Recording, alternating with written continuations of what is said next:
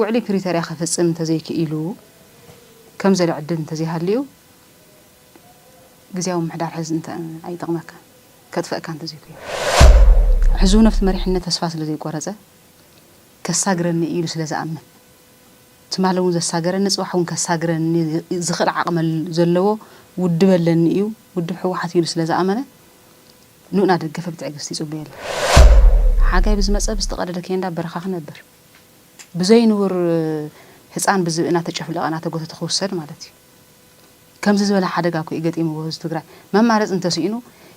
يعوتني بزولا من قد خدي هز موت يا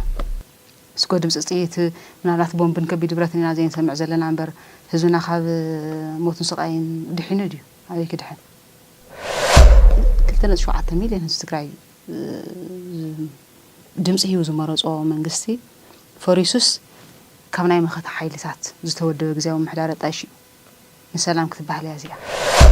تقرأي تمكر انت خوينا مجمرة تقرأي تمثل اللوايا سلام من دل نيرنا جن هزونا يطفئ له سلام نمن خونا الناس واحد هزون تحرت أفيس سلام صباح نمن يخونك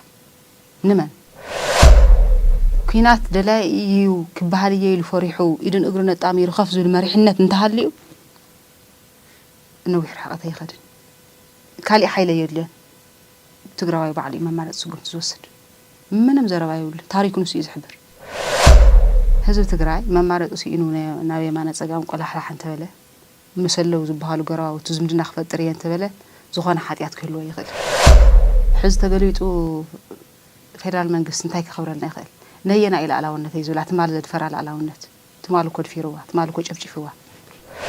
ما نسيت تقرأي كتفق سدة دلاي خويناتي حزون كيتو واقع أوزع عد خارك يوكا أوزع كو يمزلوه زلو عبينا برد حركة قال على ونة تدفيروس نتقرأي حدا قايل حاسيوس تقرأي تبارز جف أس خميجي راح حزم سوت خوني لا حاسيو خون أي خير زقنا من مارز أنت حرت خلك الكام من مارز أختلش أنت حسبك حتيات كل وكاي خل بجنونه توز رخو أسوار كي ترفه نسلام بريترا وعلى الكبل نتا سلام زلت تواقع سلس فلتنا أقبل بزح واقع خفيلو أو زبطة زي أم حورس وعالم أم فرام وعلى بريتراون بزح حلو رجيرة إذا أنت نركون مرة خافت خوينا بزح سعره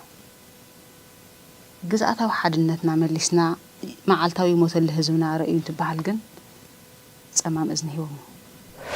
نبرة تطفئني رساليده سلك تطفئني رساليده بنك خفيته برا خفيته خوينا سو قد يسوى مثل ذا أمام إذن زيه كان دحر هزو خاصو إلي هلا بخينات قديفس بخالي ملك عيه خلق أكاد اللي إيلو نزوله كاجن سئل كايت موتل كالي أمراض يقاتل زعنوات كالاتنا هنا ونوركم بالله سامو ما نسيت يقراون سرح رخي وزعت ولا عدلك في التر كوينير داقم حويت تقرأ حزل لديو يلا نكو داقم هنزت تقرأ حزل لديو يلا نكو وزي قداي سلام مدلاين زي مدلاين يكون قداي منك خبير كابي هو مقصالن زي مقصالن قدم ولدنا نياتاتنا واغانا خفلو أخويرهم ما نحليهم ما نزموس تقرأي هاي حزت تقفل تقريسان دقنا تقرأي كم زي ولا فريحو كال سلمان النتون رحوا أي فلتن كم أنتوا زخون تاريخ قدم تقرأي زبهل تفي أمهاليت كان ده أجندنا وعلى بريترا ما فرميت ما ربتنا من لسنا هزنا أنا وأنا تاوي يعني سلام هزنا من رجال يعني وزين تزيجرنا وعلى بريترا انتهي قبل لنا أنا وعلى بريترا أنه تقرأين تاوي يا حزي كافت حز اللي خبير عزوان حدا كان نخوص ما يوعى الممارس خلش اللي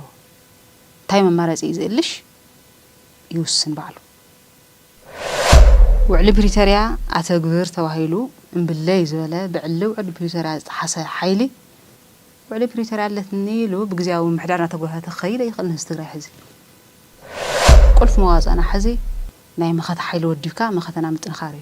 سلام تعنا هبلنا كبرات تخطات نلومي أبوانا وخناتات بوليتيكات تجري ملكيتنا مسألة مع أخلاي كوميتي هو حد تجراليت إلسا تسفاي حبراو تصانيتكم جبرينا حبيركم ناتناهم ساتسفاي أبوانا وخناتات بوليتيكات تجري بتتنجبر بزي بستيرين أصل السرخة بخبشم تخطاتلتنا كابل بيمسجن يعني اللي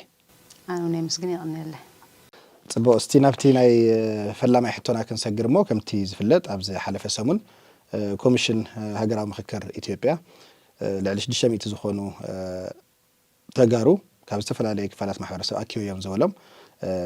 ኣብ ጉዳይ ትግራይ ኣጀንዳ ንምትሓዝ ዝብል ዘተካይደ ወይ ድማ መኺረ ዝብል ሰሚዕና ኣለና እዞም ኣካላት ብግዚያዊ ምሕዳር ይኹን ብኻልእ መንግስታዊ ማሕበር ኣፍልጦ ኣለዎም ድዩ ውክልና ክውክሉ ይኽእሉ ዶ ዝብል ከመገስ ክንገብር እሞ حبو علامهم خطاي مالك علي خون صبو هاجراوي مخكر كوميشن كايد تحاسيو قصاص كابز جبر نو يحيى غيرو تግራይ እውን ኣብዚ ክትሳተፍ ዝመፁ ብዙሕ ግዜ ሓሳባት ነይሮም ይኹን ዳኣምበር ናይ ህዝቢ ትግራይ ይኹን ናይ መሪሕነት ትግራይ መበገሲ ኣነ እውን ኢለ ዝወስዶ ትግራይ ክትመክር እንተኮይና መጀመርያ ትግራይ ክትመስል ኣለዋ እያ ህዝባ ይኽመክር ዝኽእል ህዝባ ድማ እንታይ ኩነታት ዘሎ ይፍለጥ እዩ ካብኡ ተበጊሱ እዩ እቲ ምክክር ኮሚሽን መጀመርያ ህዝቢ ትግራይ ረብሓን ዕላማን ኣለዎ እንድሕር ተባሂሉ ተሓሲቡ ናይ ህዝቢ ትግራይ ዘሎ ዕላማታትን ረብሓታትን ቅድመ ኩነት ክግበር ኣለዎ ዝብል ምንቅስቃስ ነይሩ እዩ ሕዚ ኣዲስ ኣበባ ዘሎ ተጋሩኢና ዘሎ ዘካይድዎ ምክክር ኣሎ ብዙኾነ ይኹን መዐቀንን ህዝቢ ትግራይ ይውክል ኢልካ ዝወሰደ ይኮነ ውክልና ዝሃብ ኣካል እውን የለን ትግራይ መኺራ ክበሃል እውን ፍጹም ኣይኽእል ምክንያቱ ትግራዋይ ኣዲስ ኣበባ ጥራሕ ይነብር ኣብ መላእ ዓለም ኣብ ብዙሕ ከባቢታት ይነብር ተኣኪቡ ክዝቲ ካልእ ክገብር መሰሉ እዩ ሓደ ካብቲ ህዝቢ ትግራይ ተቃሊሱ ዘረጋገጾ መሰል ስለ ዝኾነ ህዝቢ ትግራይ ወኪሉ ናብ ምክክር ኮሚሽን ከኣቱ እንተኮይነ ግን ህዝቢ ትግራይ ተወኪልዎ ጥራሕ እዩ ህዝቢ ትግራይ ድማ ወክልቱ መራሕቲ ተቐሚጡለ ብመራሕቲ እዩ ዝውከል መራሕቱ ኦረዲ እቲ ንሰላም ክንብል ዘፍረስናዮ መንግስትና ኣብዚ ሕዚ እዋን ስለ ዘየለ ግዝያዊ ምሕዳር ካብ ናይ መኸት ሓይልታት ተዋሂሉ ተጣይሾም ብግዝያዊ ምሕዳር ተወኪሉ ኢና ተመርሐ ዝርከብ ህዝቢ ትግራይ ናይ ትግራይ መሪሕነት ኣብ ትግራይ እዩ ዘሎ እቲ ህዝቢ ትግራይ ዝወከሎ ኣዲስ ኣበባ ክህሎ ይኽእል ብዙኾነ ይኹን መዐቀኒ ኣብ ኣዲስ ኣበባ ተኣኪቡ ዘተየ ትግራዋይ ወኪል ህዝቢ ትግራይ ተዋሂሉ ኣካል ምክክር ኮሚሽን ተዋሂሉ ትግራይ መኺራ ክበሃል ፍጹም ሕጋዊ ዝኾነ መሰረት እውን የብሉን ተቐባልነት እውን የብሉን እቶም ከምኡ ገይሮም ዘቲና ዝበሉ ኣካላት እውን ዝሕግዝ ይጠፍእዎም ኢለ ይወስድን ኣነ ከም ኣነ ሕጊ ጠፍእዎምስ ትግራይ ከመይ ይውከል ከመይ ናብ ምክክር ኮሚሽን ይእቶ ዝብል ስርዓት ይፍለጥ እዩ ግን ድማ ናብዚኣትዮም ኣለዉ እንታይ እቲ ሓደ ሃገር ከም ሃገር ኩለን ክልላት ዝሓወሰ ምክክር ተኻይዱ ዝብል ካልእ ሽፋን ንምሃብ ካልእ ትርጉም ንምሃብ እንተዘይኮይኑ ትግራይ ውዚስ ተሳቲፋስ ተወኪላስ መኺራ እያ ተዋሂሉ ኣብ ዝኾነ እዋን ዝኾነ ሰብ ሓቂ ኢሉ ዝቕበሎ እውን ኣይኮነን ከምኡ እውን ክኸውን ኣይኽእልን እዚ ካብ ምባል ግን መጀመርያ ትግራይ ክትመክር ተኮይና ናይ ትግራይ መንነት ናይ ትግራይ ህዝቢ ኣበይ ቦታ እዩ ዘሎ ዝብል ዋላቶም ሃገራዊ ምክክር ኮሚሽን ኣዳሊና ዝብሉ ዘለዉ ኣካላት እውን ሰሙ እውን እንተኾነ ትግራይ መኺራ ትግራይ ትመክረላ ከምኡ ዚና ነካይድ ዘለና ንትግራይ ዝጠቅም ኢና ነካይድ ዘለና ምክክር ኢሎም ዘቕረብዎ ንትግራይ ዝጠቅም እንድሕር ዝመክር ኮይኑ መጀመርያ ትግራይ ተዓፅዮ ኣሎ ሕዚ እኮ መጀመርያ ክህልው ንኽረጋገፅ ኣለዎ ህልው እንተይረጋገፀ ምክክር ዝብለሉ ዕድል የለን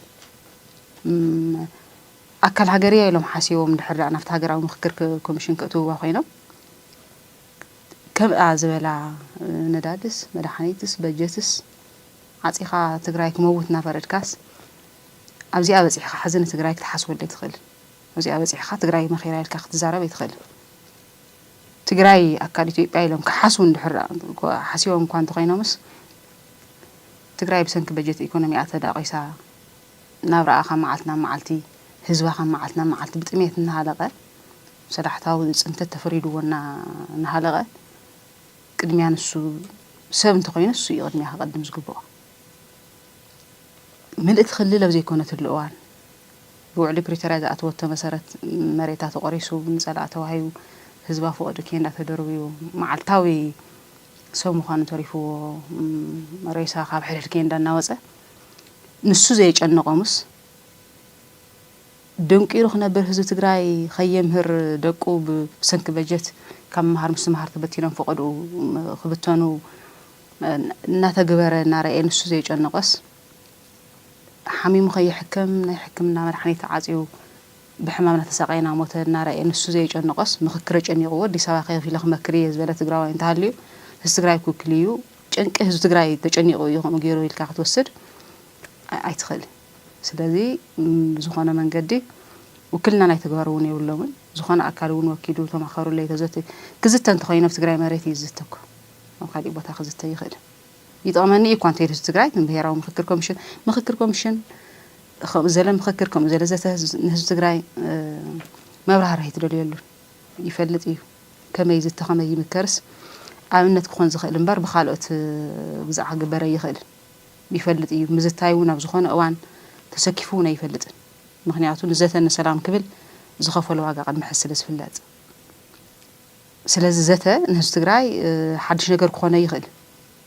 زته جن سرعة اللوين يوعلو هزو مسكون كقلل مسكون كبوتا خرجا جيسكا هزو نابرا خان هزو خان وحس مسكون إيه حزنا بزينا كادي إنك تأتو زي قد ما خونت كأنه زخانة نتقرأ إذا حسب زلقو تقرأ تجاج إني غني خمس قبل زلقو زبل أكل نتخينه مجمرات تقرأ بيلا هز تقرأ بيلا انتهي حدا قاعد يمبوني أزيل إيه خش إنه قص قبانيرو أزي زليلو نزخانه في تبطان السنة نخصنح تازل التبوتاس نخصنح ما أنتي بلت وهيلو تجديدو تجني وزعته تزي كوينو روح حستقرأ جني وزعته يكونن حقه مسارتي اللي يكون زوجة يكونن صوت تقرأ إن ممكار مجمرة تقرأ يدخل هزوا تخرخو وزقبا مسارتها وزخانة نجر كرخو وزخل العدلي ما هاش زقبا أفتو قداي نسيلها نجنا ندخل نفتو قداي نسيلها نجنا كأوز زلالة نبوليتيكا مخسر توهاي انت زي كوينو مخكريد كازو سد كون اي خلن زبل حساب اللي نخمه بقسي صبو نابتي ركب حزبي زبل كتحطو كنسجرمو كم تزفلت حزب تግራይ ምስ ጎረባብቲ ህዝብ ታዝነበሮ ጎነጽ ንጎን ገዲፉ ሰላማዊ ዝምድናታት ኣብዝ ደለየሉ እዋን بمنجست فيدرال 5 جات يو زقصرمو زي نمنتا اي 5 جات بفيدرال منجست زقصر زله مالك علي خون أو قداي سلام أو قداي ركو هزبي بزح نجر من العالي كالي بزح نجر من العالي كالي هزو تجراي قدمنا ومتاونا بزح حلف عامت نايو علي بزولو هاجر نايو علي حاوي بزولو هزبي خالي بعداوي ورا رحيلون كاب دقن كاوشت نعديمو مرير زخانة شاف كايدلو كبير زخانة جنسايداوي ورا تخايدلو بيجينا النوت بقالسو مسؤول خارجاجز ناب وعلى بريطانيا خاطر خيلي دحري كبير زخانة دماغ غينات نا وقتنا مسلام كبهالو على بريطانيا فرمنا مستا حرجاجز صحة لنا نبلعدي بحوار كوينة تدرادير ناس منقصنا فريس ناس قال إجير ناس ركفت يرنا هنقص الموكرنا يرنا ليش نعسر حمشان كساح زي وعلى بريطانيا تخوينا قمت نرأي زلنا سو مستوى على بريطانيا فريمنا لا تدراديرنا يعدي مثلا خنا الرجاجز مجمرة سبعتكم كون دحرير ما زلنا يوم ناي مجوار مثلا هيستغري مثلا ما نم مثل كونه يخل كنجبر توهيلو كاب زي تخاله هزو تجراي ما مرت أسينو ناوي ما نتسجام قلا حلا تبله مسلو زبهالو جراو تزمدنا خفتريان تبله زخانة حديات كله يخل زخانة أكلون كم زندي وخم زندي زل بزح ترجم من تزهو شيل ترى ترجم كام خانة حليفة ترجم يهلون هزو تجراي مسجراو تهجروا مسخانة تخون مسجراو تهجر ديا مسجراويت كل ديا مسجراويت زخانة نشتي كواب ديا علني إمام مرازي تأمن يو زمدنا نعقروت نعكفتر يحز أنت خانة حد شيء كنا أو زخانة أو عن زخانة جيت تفتر مجرشوا وي تقاليس كاسي عركة أخا خالي سرعة تفتر وي ونما أخذنا مدردراتي خا حابير كاتوصل العدري فتر أو زخانة أوان أو زخانة عالم بزمل كعزيز خيات تقرأي ونكم قديم ولا حزي كم قديم هو شجرات قديم مو شجرات نسون حلفة أبز درجة زي وزحلة حزي عدي لخابزي أمنا زنورت عدي مسارتها ودليتات يكون نخنا برزخ ولا خناتات ندحر عصيوه أما رازي إلش ኣማራጽ ኣለሹ ምስ ዘለዉ ግራውቱ ኣለዉ ዝበሃሉ ዝምድና ክፈጥር ርክብ ክፈጥር ይኽእል እዩ ዝኽልክሎ የለ ፌደራል መንግስቲ ሕዚ ትግራይ ምስ ግራውቲ ከባቢ ርክብ ፈጢራ ንምንታይ ንሱ ዝበለና ተቐቢልና ስኢልና ዓጺና ክንጠፍአለና መጀመርያ ምስ ውዕል ፈሪምናስ ጀሚርና እኮ ነርና 2015 ዓመት 2016 17 18 ዘለና በትውዕል መሰረት ንሱ ክሰርሖ ዝግባእ ስራሕ ክሰርሕ ይከኣለ ትግራይ መዓልታዊ ይሃልቕ ኣሎ መዓልታዊ ይጠፍእ ኣሎ ብሳላ ቃልሲ ዘምፅትና ኣጻር ሰላም ሕዝና ሓደጋ ይወድቕ ኣሎ ካብቲ ሓደጋ ንሱ ከውፅኦ ዝኽእል ድላይ መማራጽ ክጥቀም ይኽእል እዩ ህዝቢ ይኹን መሪሕነቱ ንትግራይ መዋጽኦ ኢሉ ዝኣመነሉ ጉዳይ ክሰርሕ ይኽእል እዩ ምስ ዝኾነ እዋን ምናልባት ሕወሓት ንምውቃዕ እንተሓስቡ ጸላእቲ ዝጥቀምላ ጀኖሳይድ ምስ ዝፈጸመሎም ከባቢ ከምዚ ምስ ዝገበሮም ከባቢ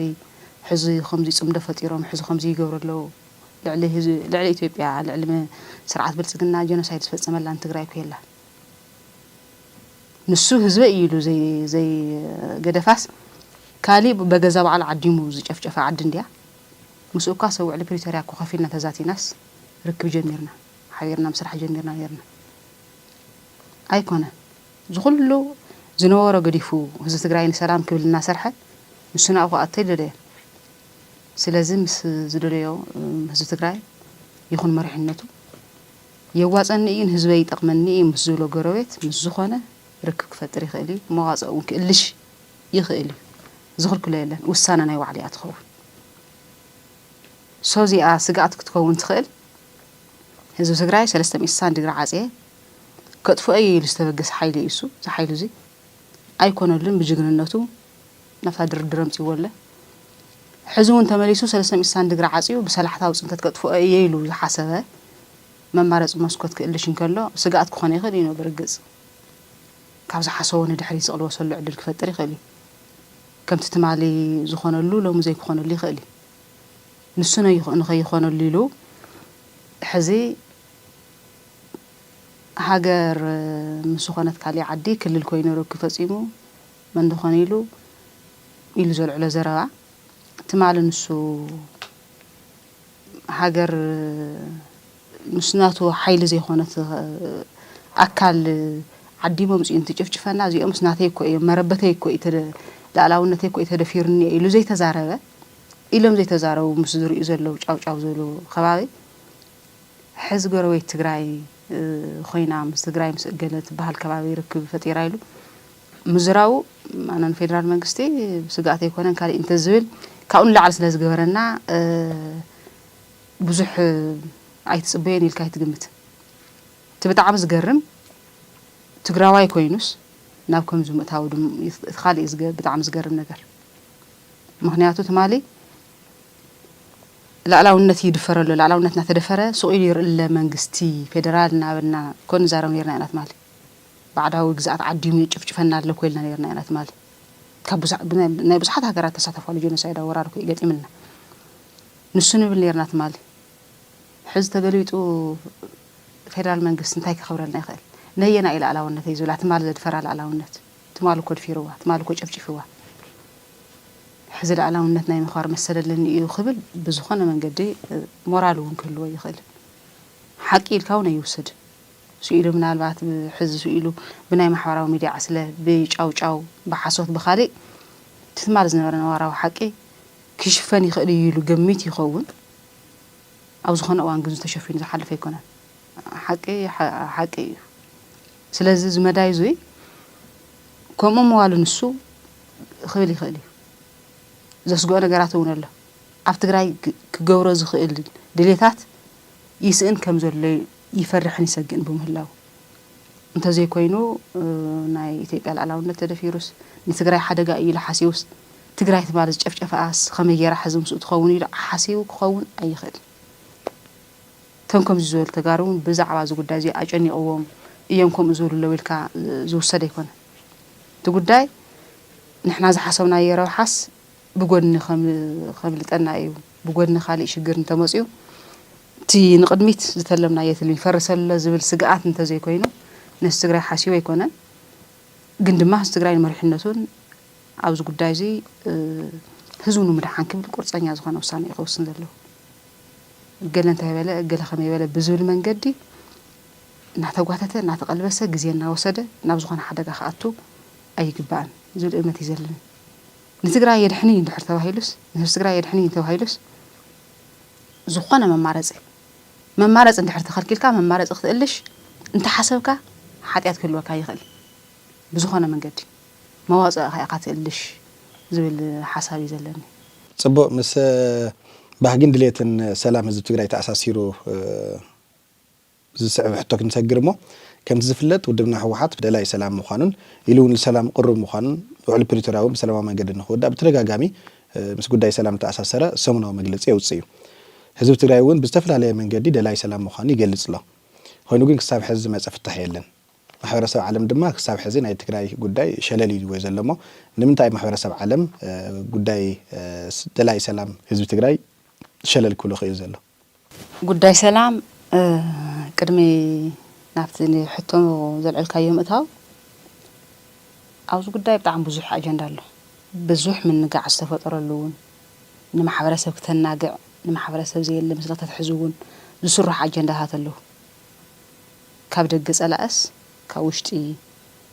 ኣካል ማሕበረሰብ ካትብለስ ኣብዚ ጉዳይ ህዝቢ ትግራይ ሰላም ይደለን ዝብል ናሬት እዩ ዝግበር መሪሕነትን ህዝቢ ትግራይን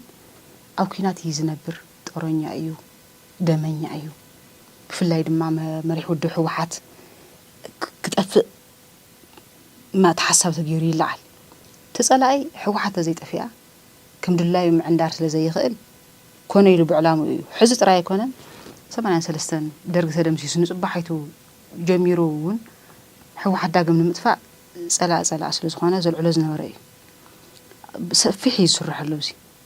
ይኹን ዳኣ እምበር ህዝቢ ትግራይ ደላይ ሰላም ምዃኑ ዝኾነ ኣብ ብዙሓት ምዕራፋት ቃልሱ ኣመስኪሩ ዝሓለፈ እዩ ኩናት ናይ 50 ዓመት ኩናት ጥራይ ኣይኮነን 67 ህወሓት ትበሃል ውድብካት ምስረት እዩ ህዝቢ ትግራይ ናብ ደመኛ ኮይኑ ናብ ኩናት ኣትዩ ዝብል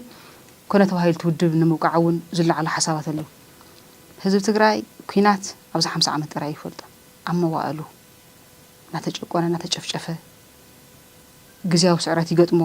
ተወዲው ዳግም እናወፀ ዝመፀ እዩ ትዝኸፍአ ሽግር ዝገጠሞ ነይሩ ታሪክ ናይ ባዕልና ከም ዝሕብሮ ኣብ ስኢልና ናይ ሞት ድሕሪ ሞት ሃፀይ ዮሃንስ ዝነበረ ናይ ትግራይ ኩነታት ምውሳድ ንኽእል ኢና መራሕቱ ተቐቲሎሞ ክብተን ተገይሩ ክምብርከኽ ተገይሩ ኣብቲ እዋን ካብ ዝነበረ ህዝቢ ናብ ረብዒ ዝኣክል ህዝብና እንስሱን በዓሉን ዝጠፍአሉ ከቢድ ናይ ፀልማት እዋን ዝበሃል ግዜ ነይሩ ካብቲ እዋን ንሱ ኢልና ሳምፕል ምውሳድ ንኽእል ኢና ኣብዚ እዋን ሽዑ ትግራይ ግዜያዊ ስዕረት ገጢምዎ ተበቲኑ እዩ ድሕሪ ደጊም ጨፍጭፍና ጨፍሊቕና ከም ድላይና ጌርና ክንመርሖ ኢና ይብሉ ጸላእቲ መስፍንነት ስርዓቶም ኣህዳዊ ስርዓቶም ንምቕጻል ሓደጋና ኢሎም ስለ ዝሓስቦ ህዝቢ ብኡ ተንበርኪኹ እውን ኣይተረፈን ዳግም ተወዲኡ እናተቓለሰ እናወደቐ ዳግም ተወዲኡ እናተቓለሰ ግዜያዊ ስዕረት እናገጠሞ ኣብዚ ደረጃ እዚ በፂሑ የለን ብዝገርም ህዝቢ ከም ህዝቢ ተወዲኡ ዝፈጠሮ ዝተወደበ ቃልሲ ድማ ንዝሓለፉ ንሳቶም ናይ ፀልማት ዘበን ዝብልዎ 27 ዓመት ተኣምር ዝበሃል ዓወተ መዝጊቡ ፀኒሑ እዩ ሰላም እዩ ዝደሊ ኩናት ዘይኮነ ዝደሊ ሰላም እዩ ዝደሊ ነይሩ ሰላም ንኽረክብ ሰላም ዝኸልእዎ ከባብታት ግን በብእዋኑ ኩናት እናልዕሉ ንሱ እናመከተ እዮም መፅኦም እስካብ ሕዚ ኣብዚ ሕዚ እዋን ድማ ብዝገርም ነገር ዓደይ ካብ ዝብላ ዓዲ ከቢድ ዝኾነ ጀኖሳይድ ተፈፂምዎ ሕዚ እውን ተቓሊሱ ተወዲኡ ልዕልነት ኣረጋጊፁ ናብ ድርድር ኣትዩ ናብ ድርድር እንተኣቱ ማሕበረሰብ ዓለም እውን ዝገብሮ ፃዊዒት ንሰላም ኩሉ ሻዕ ቀርቡ ስለ ዝኾነ ዝመረፆ መንግስቲ ኣፍሪሱ ዝሃነፆ ሰራዊት ግዲዳ ኣርካ ክወፅእ ገይሩ ብጅግንነቱ ዝረኸቦ ኣፅዋር ከይተረፈ ንሰላም ፕሪቶሪያ ውዕል ክብል ነታ ሰላም ዘለታ ዋጋ ስለ ዝፈልጥና ኣኽብል ብዙሕ ዋጋ ከፊሉ ናብ ድርድር ኣትዩ ተመሊሱ ሰላም ስለ ዝደሊ ሰላም ባህጊ ስለ ዘለዎ እቲ ሰላም በቲ ጸላእቲ ዝልዎ ይኮነ ሰላም ይደልን ዝብል ተቓሊሱ ነፃነቱ ከየረጋግፅ ተቃሊሱ መረቦቱ ከይኸብር ተቃሊሱ ህዝብ ከይቅፅል ብምንታይ መጽዎ ኩናት ብትብል ደካማ ጎድኒ መጽዎ ኩናት ንትግራይ ንህዝቢ ትግራይ ዋጋ ዝኸፍል ከቢድ ምዃኑ ስለ ዝፈልጥ ናብ ኩናት ተመሊሱ ከኣቱ ከም ዘይደሊ ስለ ዝፈልጥ በዛ ደካማ ጎድኑ እዚኣ ከኣቱ ወይ ምክር እዮም ካብኡ ተበጊስና ህዝቢ ትግራይ ንሰላም ካብ ዘለዎ ባህጊ ብዙሕ ዋጋ ከፊል እዩ ከም ዝብልክዎ ናብ ድርድር እውን ኣትዩ ክሳብ ሕዚ በቲ ውዕሊ ፕሪቶሪያ ዝፈረሞ ክረኽቦ ዝግብኦ ኣይረኸበን ማሕበረሰብ ዓለም እውን ፕሪቶሪያ ውዕሊ ንኽንፍርም ዕርዮም ተረባሪቦም ናብኡ ኣቲና ቅቡል ገይሩናዮ ኣብ ውዕሊ ፕሪቶሪያ ክንፍርም ከለና ድሕሪ ደኣ ዝነበረ ኩነታት ጠጠው ክብል ኮይኑ ብወገን ትግራይ እዚ ይግበር ብወገን ፌደራል መንግስቲ እዚ ይግበር ዝብል መደራደሪ ኮይኑ መፅዩ ዋላ ይንእመነሉን ሰላም ክንፈርም ንኣቲና ህዝቢ ትግራይ ተቐቢልዎ ሰላም ስለ ዝደሊ እንተነኣሰ ታተቆሪሳ ተዋሂባ ዘላ መረቦቱ ምሊሱስ ኣብ ሱዳን ተሰዲዱ ዝርከብ ህዝቡን ኣብ ውሽጢ ትግራይ ተፈናቂሉ ዝርከብ ህዝቡን ናብ ቦትኡ መሊሱ ክቕፅል ይኽእል እዩ ካብኡ እንዳሓር ዝሕሸሙ ኣማራፂ ይውስድ እዚኣታ ሓሳብ ክትግበር እያ ኢሉ ፈሪሙ ኣትዩ ግን ድማ ውዕሊ ፕሪቶሪያ በቲ ዝተፈረመ ኣይኮነን ከይዱ እንተስካብ ውሽጢ ዝመንጨወ ፀረ ህዝቢ ዝኾነ ሓይሊ ዝተበገሰ እንተስተፀላኣ ሕዚ እውን ንምዃኑ ኣነ ዘለና ሓሳብ ውዕሊ ፕሪቶሪያ ብወገን ትግራይ ኢና ተተግበረ ፀኒሑ እምበር ብወገን ፌደራል መንግስቲ ካብ መጀመሪኡ እውን ተግባራዊ ኣይኮነን ዝብል መበገሲ እዩ ዘለኒ ንምንታይ ውዕሊ ፕሪቶሪያ እንትፍረም ብሕገ መንግስታዊ ስርዓት ክንግዛእ ተባሂሉ ኣትዩ ሕገ መንግስታዊ ስርዓት ስለ ዝኾነ ሓንቲ ክልል ምርጫ ቦርድ ፍቃድ ከይሃባ ምርጫ ተካይደ ትግባእ ስለዚ ሃገር ከይፈቀደልኩም ስለ ምርጫ ዘካየድኩም መንግስቲ ክመፍርሱ ተባሂሉ ይኹን ንሰላም ስለ ዝኾነ ተባሂሉ 2.7 ሚልዮን ህዝቢ ትግራይ ድምፂ ሂቡ ዝመረፆ መንግስቲ ፈሪሱስ ካብ ናይ መኸታ ሓይልታት ዝተወደበ ግዜያዊ ምሕዳር ጣይሽ ንሰላም ክትበሃል እያ እዚኣ ሓንቲ ስጉም ትኸይዱ ትግራይ ንመሪሕነቱ ታውዕሊ ፕሪቶሪያ ከተግብር ስለ ዘለዎ ንሱ እዚኣ ብወገን ትግራይ እዚኣ እንትትግበር ብወገን መንግስቲ ፌደራል ታኽልል ክልል ክትመስል ኣለዋ ብሕገ መንግስታዊ መሰረታ ማለት እዩ ክልላት ሕገ መንግስታዊ ዝሃበን ክልላዊ ወሰን ኣለወን ግዛኣት ኣለወን እዚኣ ክትምለስ ኣለዋ መንግስቲ ዝኣክል እንትፈርስ እንተሎ መሬት ናብ ቦትኡ ክምለስ ተመዛባላይ ህዝቡን ተሰዳዳይ ህዝቡን ብውሕስ ዝኾነ መንገዲ ናብ ቦትኡ ክምለስ መሪሕነቱ ባዕሉ ከመሓደር ሕገ መንግስቲ ስርዓት ስለ ዝፈቕደልና ክኾን ይግባእ ነይሩ ኣይኮነን ሕዚ እውን ንሰላም ክበሃል ሓንቲ ክልል ካብ ዝግባእን ላዕሊ ሰራዊት ኣፅዋር ስለ ዘይግባእ ተባሂሉ ዝኽፈል ዋጋ ከፊልና ተኣምር ዘበለ ሰራዊትና ብዲዳር ክቕነስ ዋጋ ከፊልና መስዋዕት ከፊልና ዝረኸብናዮ ኣፅዋር ኣረኪብና ሰላም እንተሃልዩስ ኣፅዋር ልዕሊ ሰላም ኣይኮነን ስለ ዝተባሃለ ኣብዛ ቦታ እዚኣ ማሕበረሰብ ዓለም ኣብ ምፍራም ውዕሊ ፕሪቶሪያ እውን ብዙሕ ርብርብ ገይሮም እዚአን ትነረክብ እውን መራኻኸብቲ ኮይኖም ብዙሕ ፅዒሮም ግዝኣታዊ ሓድነትና መሊስና መዓልታዊ ሞተሊ ህዝብና ርእዩ እንትበሃል ግን ፀማም እዝኒ ሂቦም ካኣቶ ይከኣሉና ኣብቲ ርብርብ ገይሮም ኣብዚ ግን ናብኡ ካኣቶ ይከኣሉ እቲ ሓደ ሰብኣዊ መሰል ተማጎቲ ኢና ዝበሃል ትግርኛ ስኢሉ ዝተፅሓፈ እምበር ጉዳይ ሰብኣዊ መሰል የተግብርየ ዝብል ማሕበረሰብ ዓለም እንተሃሊ ልዕሊ ህዝቢ ትግራይ ሕዚ ኣብ ሓደጋ ዝወደቀ ይነበረ ኣብዚ መዳይ እዚ ልዕሊ ቆላሕታ ሂቡ ክሰርሕ ይግባእ ነይሩ ፌደራል መንግስቲ ውዕሊ ፕሪቶሪያ ካብ መጀመሪኡ ከተግብር የደለይኒ ሓንቲ ክትግብር ዝግባእ በዛ ነጥብ እዚኣ እያ ተዓባይ ኣፅዋር እንትርከብ ሰራዊት ብዲዳር እንተውፅእ መንግስቲ እንተፍርስ እንታይ ገይሩ ንሱ ምናልባት መብራህቲ ጠፊኡ ነይሩ ሰዲደ ስልክ ጠፊኡ ነይሩ ሰዲደ ባንክ ከፊተ በረራ ከፊተ እሱ ጉዳይ ሰብኣዊ መሰል እዩ ጉዳይ ሰብኣውነት እዩ ኣብ ዝኾነ ቦታ ኣብ ዝኾነ እዋን እናተዋጋእ ኸውን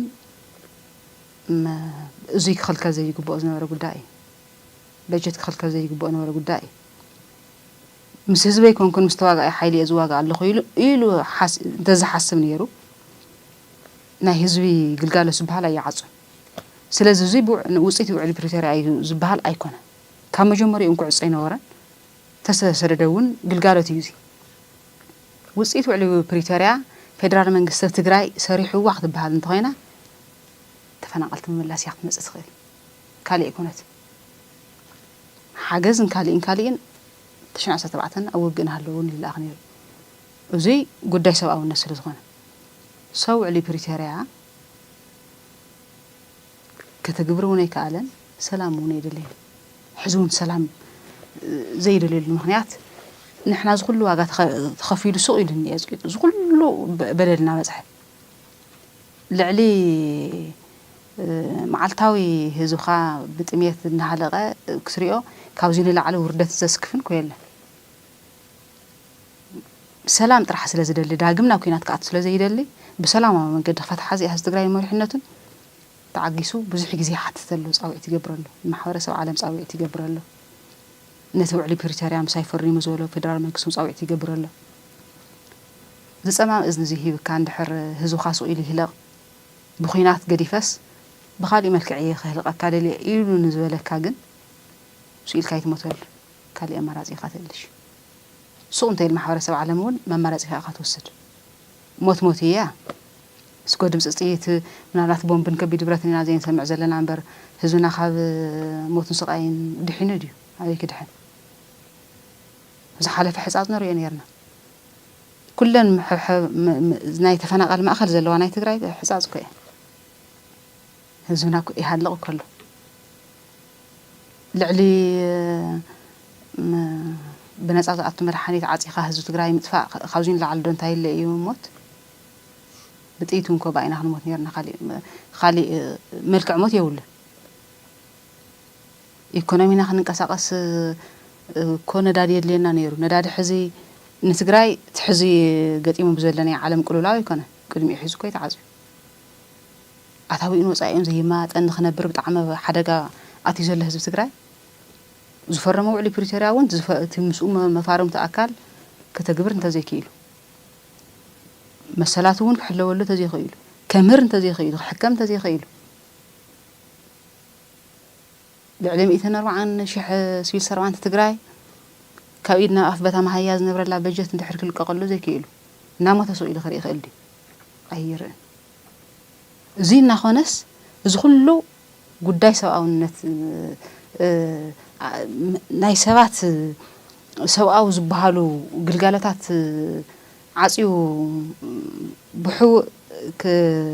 ሓደጋ እናብፅሐ እናረአዮ ሱቕ ዝብል ማሕበረሰብ ዓለም ኣነ ንኣይ ጉዳይ ሰብኣዊ መሰል ተማጓቲ እዩ ወይ ድማ ኣካል ግዛዕ ኢሉ ክወስዶ ይክእል ስለዚ ትግራዋይ ንመሪሕነቱን ካልእ ኣማራፂ ክእልሽ እየ እንተበለ ልዕሊ 6 ዓመት ክፅበይ ይኽእልን ከቢድ ሓደጋ እዩ ካብ ትግራይ ወፃእ ዘሎ ነባራይ ህዝቢ ትግራዋይ እውን እዚኣ እዩ ዝሓትት እዚኣ ሓቲቱ ዝሓለፈ እዋን 2013 ጀሚሩ ዲያስፖራ ትግራይ ዝሓተቶ ዝሕቶ እዚ እዩ ነይሩ ናይ ካሊእ መሰል ክዳፋእ እውን የበለን ናይ ካሊእ ቦታ ክወስድ እውን የበለን ኣነ ክምለሰለኒ እዩ ዝኾነ ትግራዋይ እየ ዝብል ኣብዚ ሃለወ ይሃሉ ዜጋ እውን ኣብዚ ጉዳይ እዚ እዩ ክዛረብ ዝግብኦ ነይሩ ሕዚ ካብ ምስ ጎረቤት ሃገር ፅምዶ ፈጢሩ ኢሉ ጫውጫው ካብ ዝብል ህዝበይስ ከይምሃር መምህራን ሳእኒ መሃያ ተበቲኖም ይድንቁሩለ ህዝበይ ታኾንካ በጀት ዓፂኻ ኢሉ እዩ ክሓትት ዝግብኦ ነይሩ ኣዲስ ኣበባ ይሃሉ ኣብዚ ሃለወ ይሃሉ ናይ ማን ትግራዋይ ኣነ ተቓላሳይ እየ ትግራይ ኢሉ ሓሲቡ እንተኾይኑ ማለት እዩ እዚኣ ከየልዕል ኣፉ ተሓቲሙ ፌደራል መንግስቲ ክሕጉስ ኢሉ ፅምዶ ኢሉ ዓገግ እንተበለ መን ይሰምዖ ሕክምና ተኸልኪሉ በቶም ብነፃ ዝውሃብ ግልጋሎት ሕማማት ህዝብና እናሃለቐ ናሞተ መድሓኒት ታኾንካ ዘይሰድድ ዘይወለው ኣፍ ደጉ ኮይኑ ትግራዋይ የባህላይ ምክክር ኮሚሽን ክዝቲ እየ እንተበለ ዳራሽ ኮፍ ኢሉ ንትግራይ ሓሲቡ መን እዩ በየናይ መዕቅን ከምኡ ውሽጥኸ ከመይ ገይሩ ከምኡ ዝኾነሉ ክኸውን ይኽእል ሶ ህዝቢ ትግራይ ሕዝቢ በፂሕዎ ዘሎ ደረጃ ብጣዕሚ ከቢድ እዩ ንሰላም ክብል ልዕሊ 6 ዓመት ዝኸፍሎ ዘሎ ዋጋ ከቢድ እዩ ቀሊል ኣይኮነ ዳግመ ህንፀትን ሕቤትን ትግራይ ዝበልና ያኮ ድሕሪ ወራር ፌደራል መንግስቲ ተኻሊእ እሞ ይትረፍ ክሒሱ ክሕግዝ ዝዓነዋ ትካላትና ናብ ነብሩ ክምለሳ እሞ መንእሰይ ትግራይ እውን ስራሕ ረኺቡ ዝኣትወሉ ዕድል ክፍጠር ኮይኑ ነይሩ ዳግም ሕውየት ትግራይ ሕዘለ ድዩ የለን እኮ ዳግም ህንፀት ትግራይ ሕዘለ ድዩ የለን እኮ ከምኡ ዘለ ዕድል እንተንረክብ ነርና ምንቅስቃስ እንተዝህሉ መንእሰይ ትግራይ ንምንታይ እንተሰደት በቲ ሓደ ካሊእ እናበልካ በዙይ መንእሰይ ትግራይ ክጠፍእ ክስደት ደላይ ኮይናት ይሕዙውን ከይትዋጋ ውፃእ ዓድኻ ረኪብካ ውፃእ እኮ እዮም ዝልዎ ዘለዉ ኣበይ ነብር ድሓርክ ዓድን መንነትን ዘይብሉ ስኢሉ ዋጋ ዘይብሉ ማሕበረሰብ እኮ ዓለም የለን መማረፂ ስኢኑ ንኣቶ ከምዚ ኢሉ ነቲ ህዝቢ እውን ክጭነቕ ሕዝቢ እውን ድዮም ኩናት ክፈጥሩልና ዝብል ክሽበር ካብቲ መኸተ ድሕር ክብል ከድሕርሕር እቲ መንእሰይ እውን ሕዝቢ እውን ድዩ ኩናት ግልስ እምበኣር ዝኽፀንሕ ክሳዕ መዓዝ ብኣንጻርቲ ተፈናቃላይ ህዝብና ኮይንዎ ዘሎ ሞ ንርአ ኣነ ይኹን ንስኻ ክንደይ ዓመት ሰሪሐ ለፊዐ ዘጥረኽዋ ገዛይ ሓያል መፂኡ ንኣይ ጉሒፉ ናብ ፅርግያ ውፅኡ ኣነ ከኣትው ኣየ ንስኻ ኣብ ፅርግያ ካ ተደርበ ኣነ እየ ክነብር ኣብዛ ገዛ እዚኣ እንተይል ምንም ዘይፍሰሰላ እሱ ኢለ ደቂሱ ክሓድር ይኽእል ወይ ንስኻ ወይ ተኻሊእ ከምኡ ኢሉ ክሓድር ኣይኽእልን ዋጋ ይኸፍለላ ሰሪሕላ እንድዩ ከመይ ገይሩ ሸቂሉ ዝገዛ ዝፈጠራ ዝሰርሓ መረበቱ ካሊእ ሓያል እየ ኢሉ ዝኣተዋ እማዓዲና ረእስ እንታይ ደኣ እሞ ክገብር በቃ እሱ ኢለ በረኻይ ክድርበ እምበር ይብል ናብ ሕድሕድ ገዛና እዚኣ ተተኣቱ እንታይ ንበልና እዩ ሰላም ኢና እንደሊ ግዛዕ ከይተስምዑና ከምዚኣ ከይትገብሩና ፅቡቕ መን ከሰላም ይጸልእ ሰላም ተባሂሉ ደኣ ዝኩሉ ተኸፊሉ እኳ ፕሪቶሪያ ውዕል እሺ ተባሂሉ ተፈሪሙ ሰላም ተባሂሉ ደኣ ኩሉ እኮ ከፊልና ندلي እኮ ዓመት ክረምት ብዝመፀ ቁፅሪ ተፈናቃላይ ሰልፍና ተሰልፍ መሉስና ናብ ዓደይ ናበለ ሻርሻይ ክረምት ሕዚ ክረምት ብዝመፀ ብውሕጅን ብንፋስን ብቁርን ክመውት ሓጋይ ብዝመፀ ብዝተቐደደ ኬንዳ በረኻ ክነብር ብዘይንውር ህፃን ብዝብእና ተጨፍለቐና ተጎተተ ክውሰድ ማለት እዩ ከምዚ ዝበለ ሓደጋ እኮ ይገጢምዎ ህዝቢ ትግራይ መማረፅ እንተስኢኑ يعوتني بزوله من قد خدي هز يعوتني بزوله من قد انت خده هز تقرأ انت ايز بحال زلو سلام يزد اللي بين خينات ولا ميلو زل على سلا احزي سلا اكو حقه كينات انت تلعيلو لا لاونتنا رقاقيسنا ناو نورنا خمن بلا سلاس فلت تحيز وزني ابوتا منطيلنا تقراي كنا مسلا هز تقراي تقراوي كوين خصل مننته بحال خير تقراوي كوين خصل كم زخل كحلف تاريخ سلاس فلت حقه تقراوي اذا زويل حيل تقراي وش تخينو سلام يزدل ولهم نسو عبد حنا خنتا سلازله نسو من على بعض تحزر خوازله ايكونومينا نابل عنا حدره تنفاس رخيو سلازله تحزي رديته وانت تقاري صوز وعسى انا تفناقل كنتاي زيغي يكون تقراوي يكون بزعوانا تيحسب سلام ندل نيرنا ግን ህዝብና ይጠፋ ኣሎ ሰላም ንመን ኮነና ጽባሕ ህዝብ እንድሕር ጠፊኡ ሰላም ጽባሕ ንመን ይኾነካ ንመን ባዶ ዝኾነ ዓዲ ሒስካስ ታይ ትገብር ሕዝብ ተፈናቃላይ ስለ ዝኾነ ምናልባት ንሕና ተናጻሪ ንወጽንኣት ስለ ዘለና ሰላም ዘለና መሲልና ኾን ይኽእል እምበር ሰላም ኩየለና ሱም ሳለ ቀምስ ተወደና ሕድሕዳ ኮና ባዕላ ክትመጽእ ኮያ ጽባሕ ናጠፋ خاص ኢልካ ይተረን ማለት ናጠፋ ዝኾነ ሰብሪ ይፈልጥ ምናልባት ኩናት ዝኾነ አካል ይደልየ ንግደፎም ሞንሕና ናይ አፍሪካ ገና عرينا زي عابنا معباي فحطرطر نزلنا عدي تن بتعامل زي مع بتكنولوجيا استحجزه بعد السنون كوز زخون أزلوا حزير له من الوقت نحنا بسبب واجن خفل نخون السن بتكنولوجيا خينون حدا سمتي موت ذكاء كنا اللي كاز زحساب يكون زقت مزلنا إيكونومي عنوت بدعم خبيديو سلام سلازي دلا يكون النواتي قلقليه تحنتي نات كهفتي ناخذ افليقه الحمد لله يخغوريه مننت خطفكيه تحنت دما مننتي ما اي افلغن هافتي ون هزوي ينبر ناخ حلفهم أمون جوز بالدردري تقرأ وين من النتي عليه خبير إذن الدر من النتي حلي فهم بعلينو عليه إذن محدر بما أنه حيلج أفليقني كم حدر يدلن حتو تمعلتها وخينا سوء جلز اللي حيل دمانو أفليق الحمد لله يجري إذن محدرك أمون جوز إيتو قداي وزي قداي سلام مدلاين زي مدلاين يكون قداي من نتك خبير كابي هو مقص زي ما قصالني صوت تقراوي بهال زرقي تفقدو ناي تقراي بوتان تقراوين بخالقت دو الحمد لله يو انت غيري خيد ويد ما من النتنا نقصك إيه موت ما حنتو كيا بخيناتون موت كيا أفتح بعد ما مجزاتي خاطر شفليكا نات دقسكاون موتيا سلازي قدم ولدنا نياتاتنا واغانا خفلو أخويرهم ما نحليهم ما نزموص تقراي هاي حزي تتقفت غريسان دغنا حلفنا له زني حز ولد حز السما زياتهم ما دق 8 كويم اريغم كويم دون كتل ود 10 ودق 10 عمت كوينم مسوم سخندين دواغا خفيلهم مزيم تقاسن تجمرو كدق 10 عمت يم نيرون دق نسنات نيرو يسمو بتعم زحزن 50 تبهله من اسي أورسو زي اللي خمزو كفرح أنا سوالا تسديتس زعيلس تهيوتي ترحم قصات الحشان خالي الحمد لله عدت بحر الحمد لله زبل قبر أسخ حدو خمزي زبالة زقرم ناي بوليتيكا ناي ميديا بروباغندا إسلام حوارا ميديا بقى بزقرم زي اللي حاشتنا تفتر نمان إسايز حاسونا مسلا وصع ديلما وصع شو صبق تقحي في خافت قرايزا وصي انتا يخون الله يموت له أرحنا مدي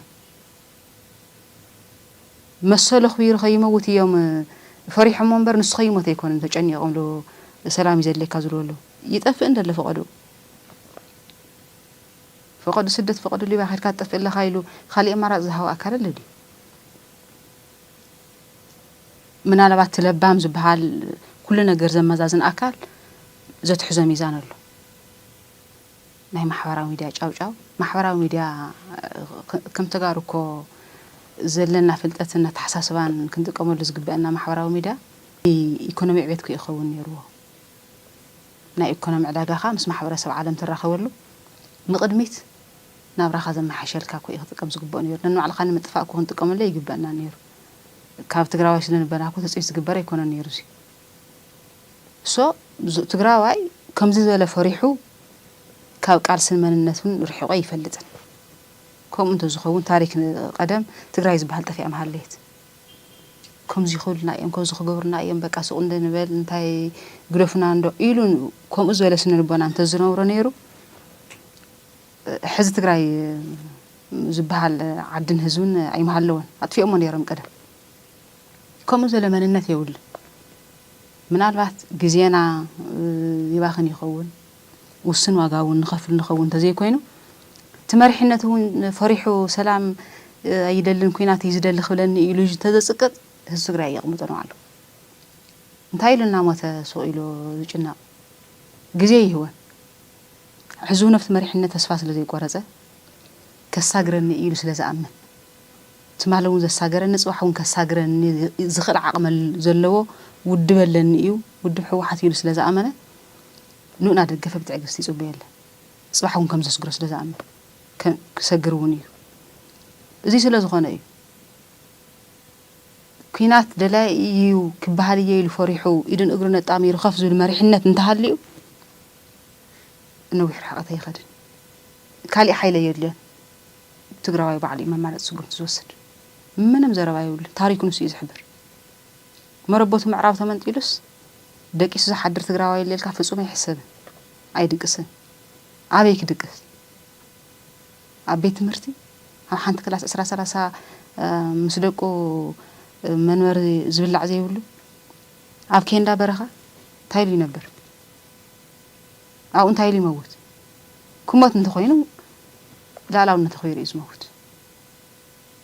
شيء لو زي كم زي فرح تاريخ زي يقولوا من النتون يقولوا بدحريتون أي نورن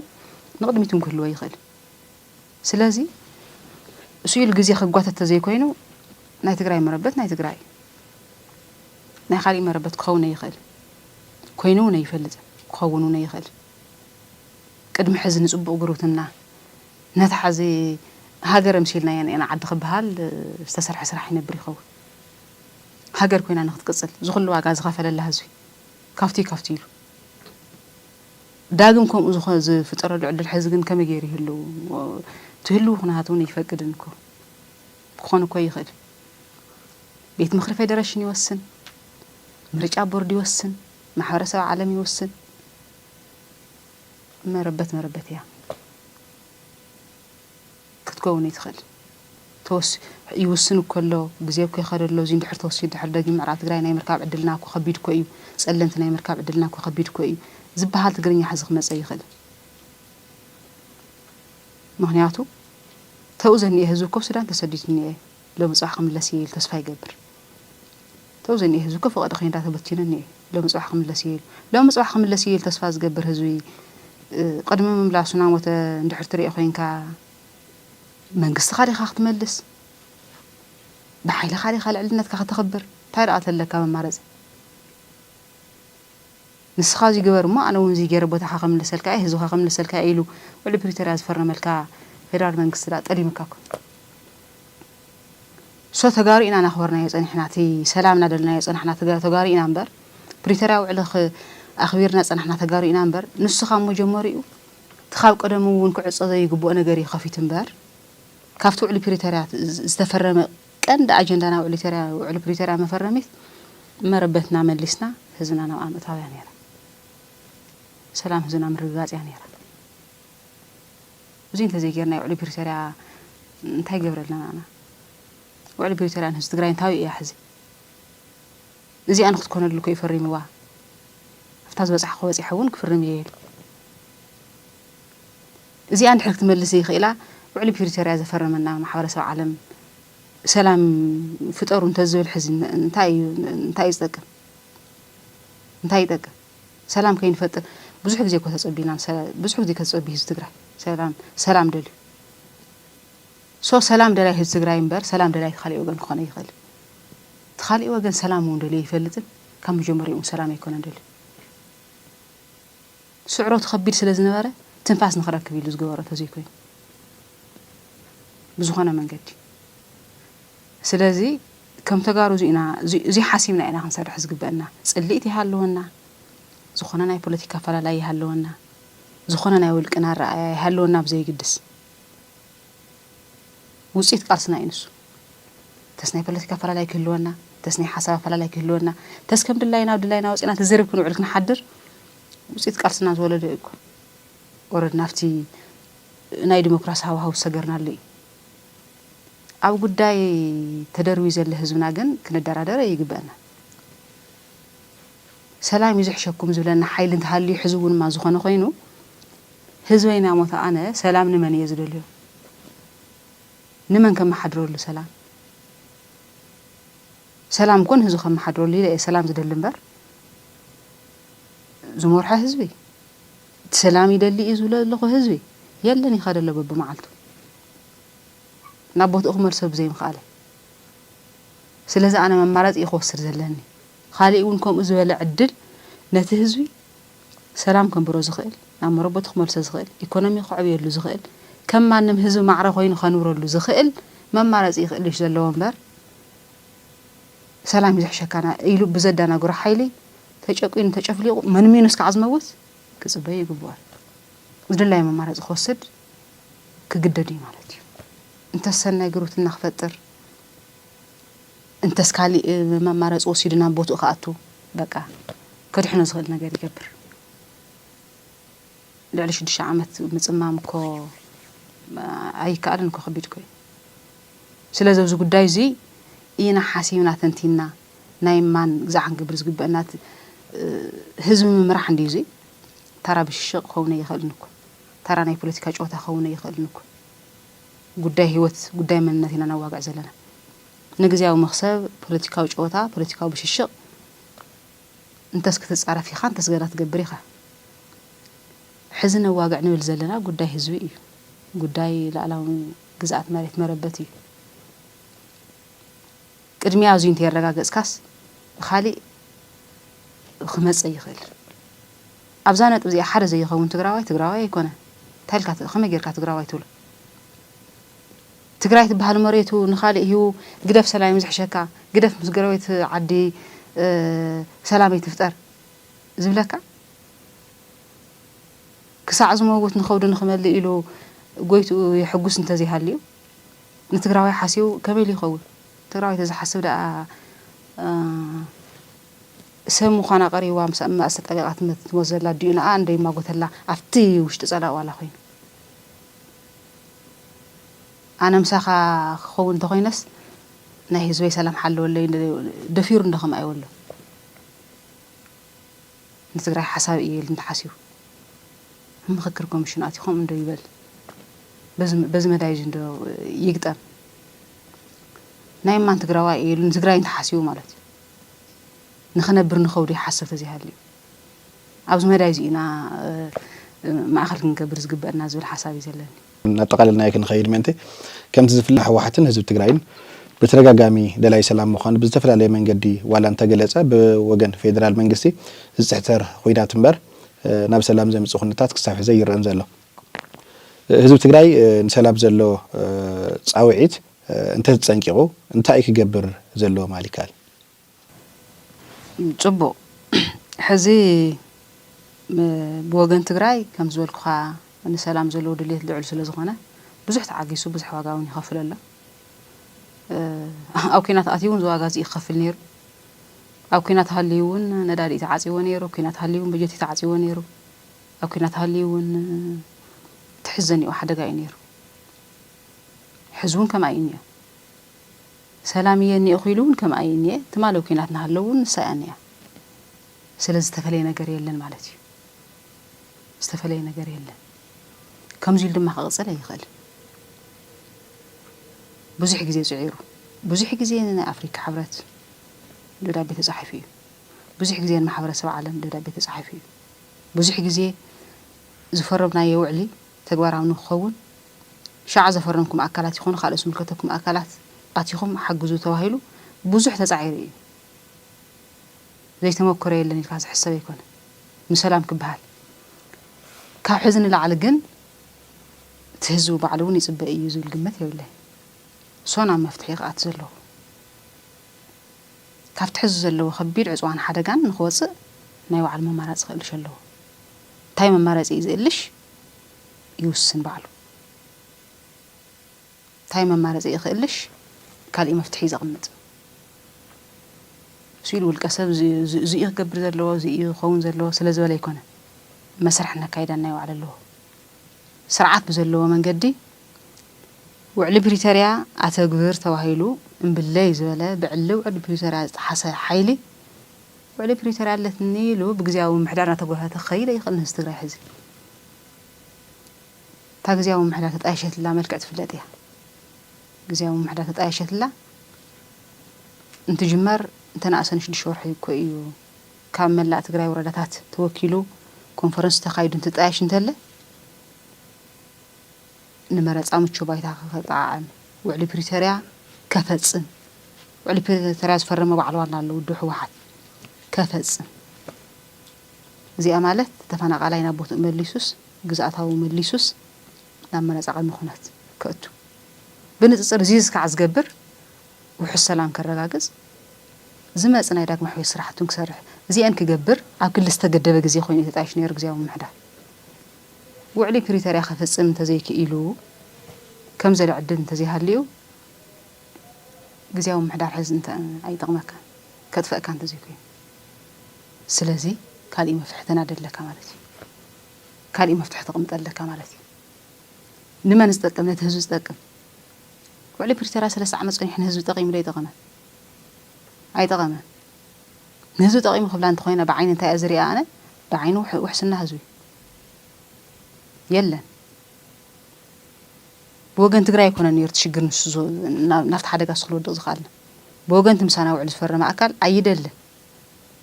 እዚ ህዝቢ እዙይስ ከጥፍኦ እዩ ዝደሊ ብዝኾነ ይኹን መንገዲ ብኹናት ኣብይዎ ካብ ኩናት ወፃእ ብከምዚ ዘለ ሰላሕታዊ ኩናት ሰላሕታዊ ፅንተት የጥፍኦ ስለዚ ንጠፍእ ከም ዘለና ሓሲብና ካሊእ ውሳነ ንምፅእ መንግስትና ዲና መሊስና ንኣቱ ካሊእ ሰናይ ግሩትና መስሪትና ዲና ናብ መረበትና ንኣቱ ካሊእ ስርዓት ዲና ንጥቀም ብኸይዲ ናተወሰነ ዝምልከት ኣካል ናተወሰነ ናይ ውልቀ ውሳነ እውን ይኸውን እዚ ናይ ህዝቢ ውሳነ እዩ ዝኸውን ክሳብ ሕዚ ተዓጊሰ ኣለኹ ትዕግስተይ ዋጋ ከውፅእ ይከኣለን ትዕግስተይ ንኻሊእ ኣካል ትርጉም ክኾነ ይከኣለን ሶ ባዕለ እየ ክነብር ዝኽእል ኢሉ ህዝቢ ትግራይ ወሲኑ ናብ የዋፅእ እዩ ዝብል መማረፂ ኣቱ እዚኣ እንተገበረ ዝኾነ ኣካል ተጋጊኡ እዩ ዝብል ኣካል እንተሃልዩ ሞት ህዝቢ ትግራይ ፅበ ዝነበረ ፀላእ ጥራይ ተጋጊኡ ክብል ዝኽእል እንድሕር ኣብይ ካንስ ሞት እያ ተዋጊአ ምዕራብ ትግራይ ዘረጋግፅ እንተይሉ ኩናት ደላይ ክበሃል ይከኣል ሰብ ዝህዝብ እዚ ዝመራሕ እዚ ኣይበሃልን እንድሕር ኣብይ ካንስ ብኻሊእ መንገዲ እየ ክጥቀም እንተይሉ ንምንታይ ምስ ገለ ተፈቂርካ ክበሃል ይከኣል ኣይከኣልን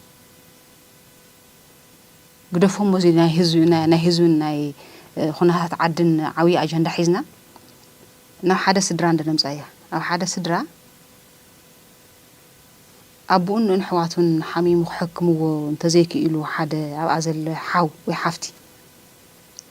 ባዕልካ ትፈልጥ ኢሎም ንኡ ገዲፎም ናብ ውልቀ ዋኒኖም ተኸይዶም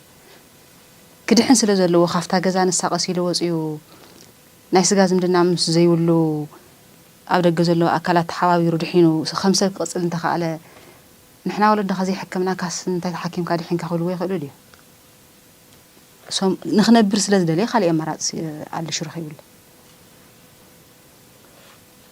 እዚማ ከዓ ብጣዕሚ ዓብዪ ኣጀንዳ እዩ ብጣዕሚ ዓብዪ ጉዳይ እዩ መዓልታዊ ፍልሰት መንእሰይና ክንዓግተሉ ንኽእል በዚ እዩ ሕዚ ኣጋጢምና ዘሎ መዓልታዊ ፍልሰት መንእሰይማ በቲ ሕዚ ዘለና ኩነታት እንተቐፂልና ጥራይ ኢና ዝኸፍእ ክኸውን ዝኽእል ሕዚ ዘለና መማረፂ ንህዝቢ ትግራይ መዋፅኦ ክኸውን ዝኽእል ዝብል ወሲንና ኢና ክንወፅእ ዝግበአና ብፍላይ ድማ ኣብ ውሽጢ ዓዲ ይኹን ኣብ ደገ ዘሎ ትግራዋይ ኩሉ ሕዚ ምትቅድም እውን ካብቲ መኸተ ይወፃና ነርና ወረዲ ሕዚ ድማ እቶም ናይ መኸተ ዝበሃሉ ሓይልታትና ወዲምና ኢና ጠናኺርና ክንሰርሕ ዝግበአና ሕዚ ካሊእ ኣማራፂ የብልናን መኪትና ክንወፅእ ክንድሕን እዩ ዝግበአና ናይ መኸተ ስራሕትና ኣብ ዝኾነ ቦታ ኣብ ዝኾነ እዋን ናይ መኸተ ስራሕትና ጠናኺርና ኢና ክንሰርሕ ዝግበአና ንሱ መዋፅእና ሕዚ ካሊእ ተስፋ ዝገበርናላ ኣካል ኩሉ 6 ዓመት ሙሉእ ኣጥፊእና እዩ እዙይ ካብ ኮነ ተስፋ ክንረኽበሉ ንኽእል መዋፅኦ መሪሕነት እውን በዚ ደረጃ እዚ ክውስን ዘለዎ ኣብ ሰራዊት ሲሃሊ ኣብ ግዝያዊ ምሕዳር ሲሃሊ ኣብቲ ውዕሊ ፕሪቶርያ ዝፈረመ መሪሕ ውድብ ሕወሓት ሲሃሊ ካልኦት ኣብቲ መኸተ ተሳተፋ ፖለቲካዊ ውድባት እውን እንትኾነ ሓዊስካ ዘለና መማረፂ ሕዚ መኸተና ኣጠናኺርና ህዝብና ነድሕን ክንብል ኣለና ህዝብና ነድሕን ተስፋ ዘይብሉ ሰላም ብዝብል መዝሙር ኣይኮነን ነድሕን ህዝብና ተስፋ ዘይብሉ ውዕሊ ፕሪቶርያ ናበልና ኣይኮናን ሕዝን ነድሕን ህዝብና እዚአን ክልቲአን ህዝብና ከጥፋእ እምበር ህዝብና ከድሕና ስለ ዘይከኣላ ካሊእ መዋፅእ ኣልሽና ዘቲና ክንወፅእ ዝግበአና እዚኣ እንተጌርና ህዝቡን ክነድሕን ኢና ትግራይ እውን ትግራይ ኮይና ትቅፅል እያ ህዝብና እውን ኣብ ጎድና ክኸውን እዩ እዚኣ እንተዘይጌርና ግን እሱ እውን መማረፂ ክእልሽ እዩ ማለት እዩ በዚ መዳይ እዚ ኢና ሕዚ ካሊእ መዋፅእና ኣልሽና ክንወፅእ ዝግበአና ቁልፍ መዋፅእና ሕዚ ናይ መኸተ ሓይሊ ወዲብካ መኸተና ምጥንኻር እዩ በዚ መዳይ እዚ ኢና ክንወፅእ ዝግበአና ተዓውይ ምስ ናይ ህዝብና ህልውና ሓቢረን ክኸዱ ምስ ዝኽእሉ ክልላት ይኹኑ ዓድታት ሰላማዊ ዝኾነ ጉርብትና ሰላማዊ ዝኾነ ርክብ ፈጢርካ ምኻድ እዩ ኣብዚ መዳይ እዚ ንረብሓ ህዝብና ይጠቅም እዩ ንብሎ ማለት እዩ ኩሉ ብዓይኒ ረብሓ ንረአዮ እሞ ብዓይኒ ህልውና ህዝቢ ትግራይ ንረአዮ እሞ نزي أي تكمية نبلا بس يعني نحن نص جبنا حز سجاز مدنا وصلنا إحنا بلين خيل حاويزوا لا أكل أنا ندحر أن أي كده إحنا نسخ الأكل قبل زي كده مسايك خير مزق الحيل أخر صغير بس ما دايزو إنا حزي هز سكرنا نحن الحزي خالق زيلا أفتقر صواني نازل لنا حزي داقم حزن دقنا خرمت موسيو تي بخندي سرينا غالس أن حزونا كواس معلتها ببارع حدا زساق زلنا السودان هزونا داقم حزن دقنا مربوط سينو خرم زخنا أكل مرة كله يخل زي أحاسيبنا إنا حزني قرص وسنة وسنة هنسجر زقبنا زول حسابي زلنا مالتي أبال مأخلي كوميتي ودبنا حوحات تجاريت إلسا تسفاي وانوي ونتات تجري أمل هي تخص في حزب مدرسة لسعبني بشم ميدياويين كمان بيمسجن يغني لي بقى أنا متعمي إذا مسجن ميدياويين أفتي بتعمي وسانة قلف زبها الجزيون نهزبي دمس هنا نهزونا خناهاتنا على حد سني حياة حزون زبس حتى صعنا بملنا تصورات أقول نتهزو دويلا تقال سلامي جاء تسفاي قبر صباح نفس تلفزيون عبيا طالع لنا هزونا من قصاص نقدميتك تحلفن دمس هزوت كونن أنا ون بسمي بدعمي إذا مسكين مالتي